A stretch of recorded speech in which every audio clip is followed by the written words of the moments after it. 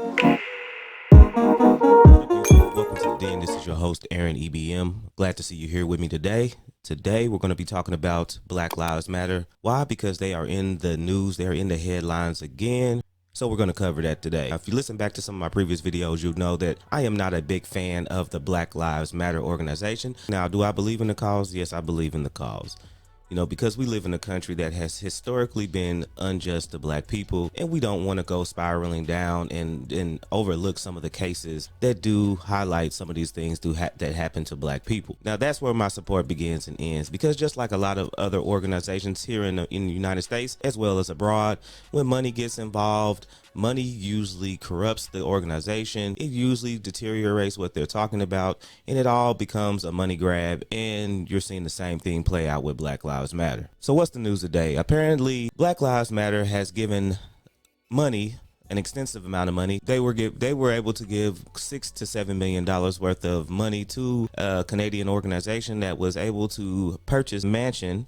They used to serve as the headquarters for the Communist Party, and we're going to dive right into that. By the way, this article has come from the New York Post, so you'll know this not from some kind of fringe organization. This is the New York Post, fairly reputable. I would choose them over a lot of other news companies. All right, you see the headlines. Black Lives Matter sent millions to a Canada charity to buy mansion. Let's start reading. And yes, I mean read. I didn't watch a video. Read. We don't do enough reading in the community, so we need to read. Sit down and read, expand your mind a little bit. Black Lives Matter transferred millions to a Canadian charity run by the wife of its co-founder to purchase a sprawling mansion that had once served as headquarters of the Communist Party, public records show. M4BJ, a Toronto-based nonprofit set up by Janaya Khan and other Canadian activists, snagged the 10,000 square foot historic property for the equivalent of $6.3 million in cash in July 2021, according to Toronto property records viewed by the Post. It's interesting. Khan is the wife of Reese Khan Caloris. I know I butchered that. The co-founder of Black Lives Matter Global Foundation Network and self-avowed Marxist. She resigned from the group last year, a month after the Post revealed that she had spent $3.2 million on homes in Atlanta, Georgia, and Los Angeles. Khan Caloris vigorously denied that Black Lives Matter donations were used to buy the homes. Now, come on, guys. We have no records of these women having an extensive amount of money to purchase homes as such.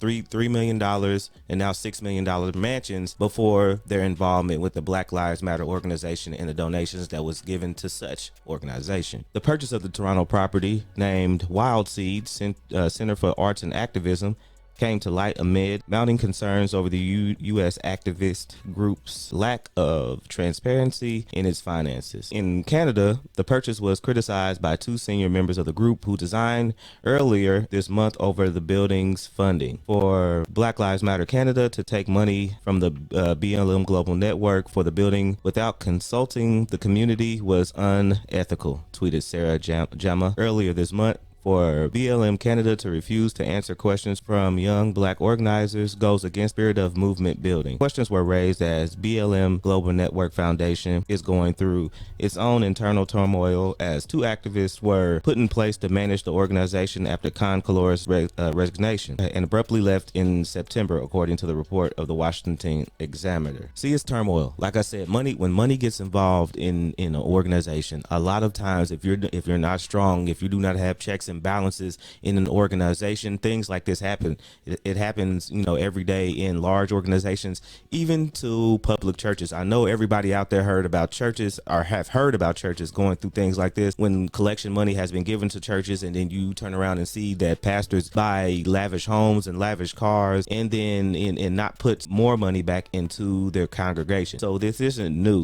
When money gets involved, money is not the root to evil. We often heard that saying that money is the root to all evil. It's not the money that is the root, it's the love and the lack of accountability that comes along with having an abundant amount of money, and you're seeing it play out here. Makani Thimba and Banafi Bandela, man, damn, these names, told the newspaper that they did not know who was managing the group's more than $66 million windfall from 1,000 currents a nonprofit that managed its donation. 1,000 Currents transferred the cash to BLM in October 2020 when it broke from the group, according to the public filings. Unfortunately, this appears to be an epic abuse of public trust in which the entire movement's resources are being squandered on the whims and financially mismanagement of one person in their inner circle of friends and family, said Tom Anderson, director of Government Integrity Project and National and Legal Policy Center, a Virginia-based watchdog group.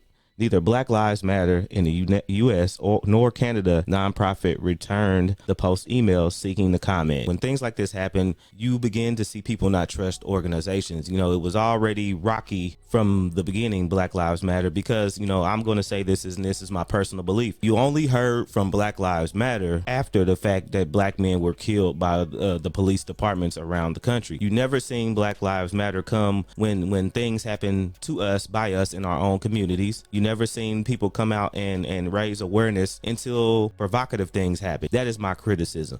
Now you get money involved, you know, a large amounts of money involved, and what do? They buy mansions. You know, they buy things that you really feel like it isn't necessary for them to buy. And a bigger criticism is the message that was spread that white people in the white establishment are enemies, but yet you go buy $1 million lavish homes right next to the white people that you call the enemy. Hypocrisy at its finest. You guys, let me know what you think. Let me know what you think about Black Lives Matter. Let me know what you think about the mismanagement of funds. And where are you going? Where do you think we're going after this? Do you think there needs to be another movement made? Do you think there needs to be another organization made? Or do we need to just pull together and pull each other up together and then police our own neighborhoods and communities? Let me know what you think, guys. I appreciate you for stopping by the channel. Make sure you like and subscribe to this to the channel. Make sure you support and help my channel grow. You guys know I don't do this full time, so every time I'm in here, I'm putting overtime for your entertainment and well-being.